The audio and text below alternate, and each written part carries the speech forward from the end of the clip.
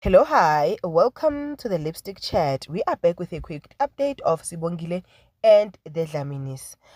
Shem uvusi ubhizi nomuntu wakhe uyabona ukuthi uvusi udonsa inyawo.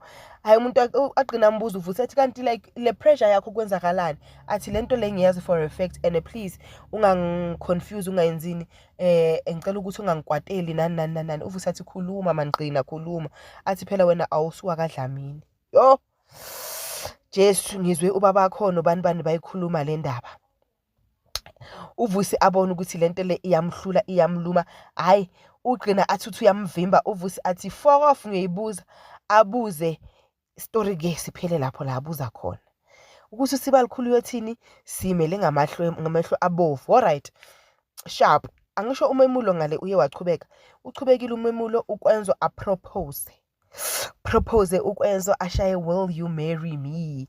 Ayivele ayivume iproposal ke uGellings uSibongile ayivume uproposal kube mnandi and ukwazi ukuthi ubaba wakhona uvuma ukhipha imali ngisho ebahlanye laba babona ukuthi imali eningi hayi zange bakhole makuza usiba likhulu ayoshiya enye imali strong pants. You know, even though usiba likhulu knows ukuthi ukwenzo akusumntwanakhe, I think maybe that's also the cause of divorce.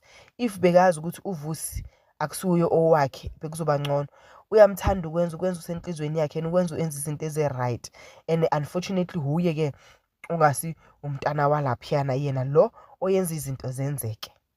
Engibhorile iphathi ke ukuthi uSamke akhiphe iphiri, uSamke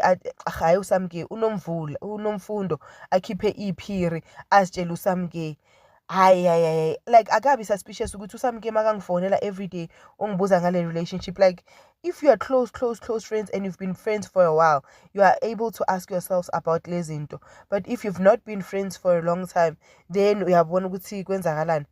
But ke abuza uSamke atshela uSamke izindaba. uSamke uchazekile now. uSamke has leverage.